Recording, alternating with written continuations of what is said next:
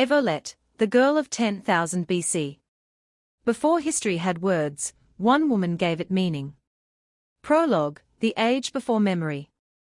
Before the world was divided by borders. Before kings carved their names into stone. There was only land, sky, fire, and fear. The earth was wild. Rivers chose their own paths. Forests whispered warnings. Mammoths walked like living mountains, and the stars were closer to the souls of men than to their eyes. This was 10,000 BC, an age when survival was the only law. And in this age, a girl was born beside a river. Her name was Evolet. Chapter 1, Child of the River. Evolet grew up where the river curved like a sleeping serpent, its waters clear and cold. From the time she could walk, she listened more than she spoke. The elders noticed it first. She hears things we don't, they said. As a child, she watched the seasons the way others watched fire. She learned how leaves changed before frost came. She noticed how birds disappeared before storms. She learned the river's moods, when it was safe and when it was angry. By 18 winters, Evolet had become something rare in her world. A woman who understood both survival and beauty. Her fair skin, blue eyes, and long brown hair made her unforgettable, but she never used her beauty as power. She carried herself with calm dignity, never loud, never weak. She belonged to herself. Chapter 2, Hands that Create Life. While others hunted, Evolet created. She sat for hours spinning flax and wool between her fingers, turning rough fibers into soft thread. From thread came clothing, strong enough for winter, graceful enough for ceremony. Her garments carried patterns of leaves, stars, and flowing water.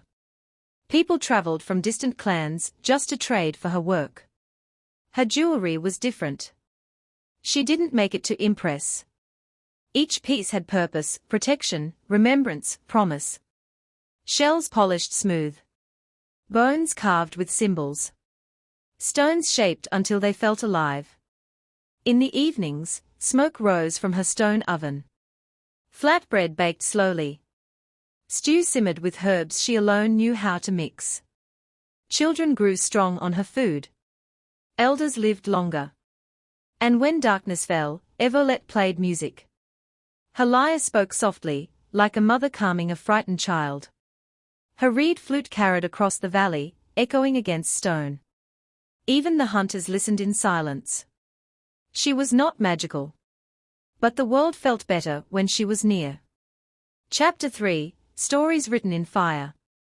There was no writing in Evolet's world. So she became memory itself. She painted on cave walls using crushed minerals and plant dyes, hunts, animals, births, deaths, and stars. She told stories beside firelight, turning fear into meaning. Children listened with wide eyes. Warriors lowered their heads. Elders nodded, knowing the stories would outlive them. She also kept knowledge quietly, counting supplies, tracking seasons, and planning storage. When food lasted through winter, people didn't know why. Evolet never explained. She believed wisdom didn't need praise.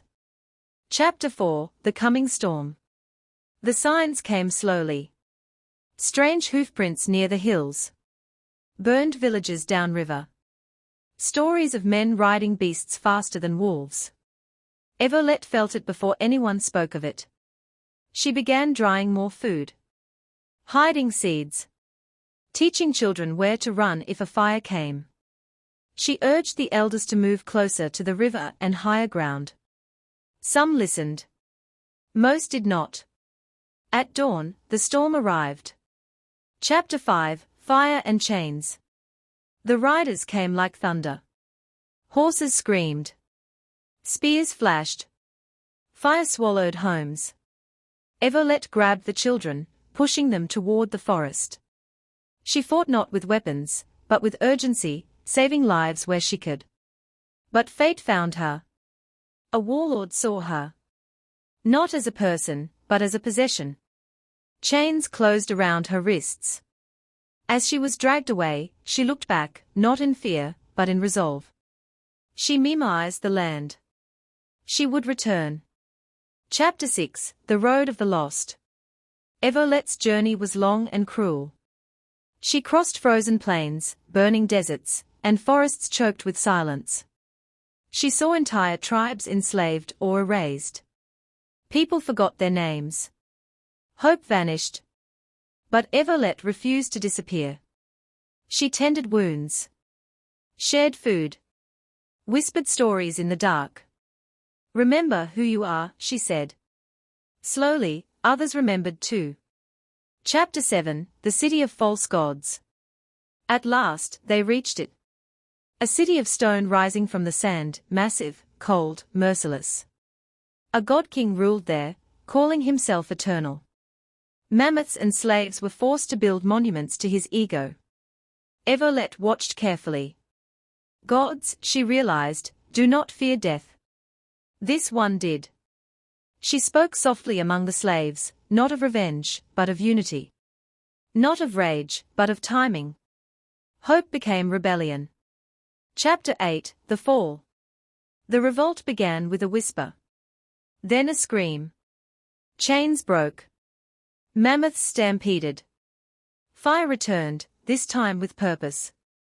Evolet stood amid chaos, unarmed, unafraid. When the god-king fell, his blood proved the truth. He was only a man. The city burned. The sand reclaimed its lies. Chapter 9: A New Beginning. The survivors returned to the rivers. Evolet led them, not as a ruler, but as a guide.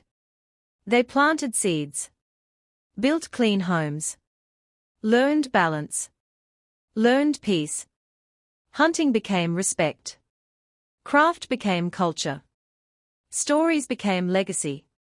Civilization began, not with power, but with understanding. Epilogue: Lost to time. Many years later, a child asked by the fire, "Where are the cities of the gods?" An elder smiled. They returned to the sand. Lost to time. Lost to men. The camera lingers on a painted symbol near the river. A woman by water. Hands creating life.